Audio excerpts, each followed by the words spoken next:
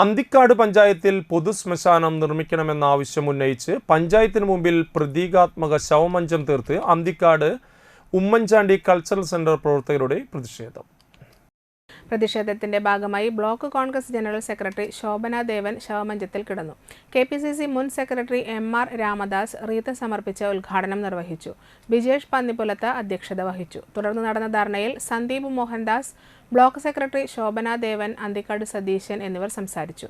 PM Rajeev, Sheeja Raju, മുൻ മന്ത്രി PK വേലായുധന്റെ പത്നി ഗിരിജ, ശ്രീജി പുന്നപ്പിള്ളി, രാജു, CK ബാബു, നാരായണൻകുട്ടി മൈക്കര എന്നിവർ ധർണയ്ക്ക് നേതൃത്വം നൽകി.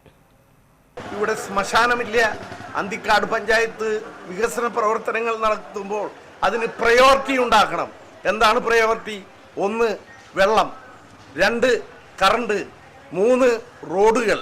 അതിൻ്റെയൊക്കെ ഇവിടുത്തെ അവസ്ഥ, അടിസ്ഥാന വർഗത്തെ കാര്യങ്ങൾ ഒന്നും തന്നെ ചെയ്യാതെ പഞ്ചായത്ത് മുന്നോട്ട് പോകുന്ന ഈ സാഹചര്യത്തിൽ ഇവിടെ ഒരാൾ മരണപ്പെട്ടാൽ അവന് തലചായ്ക്കാൻ സ്ഥലമില്ല.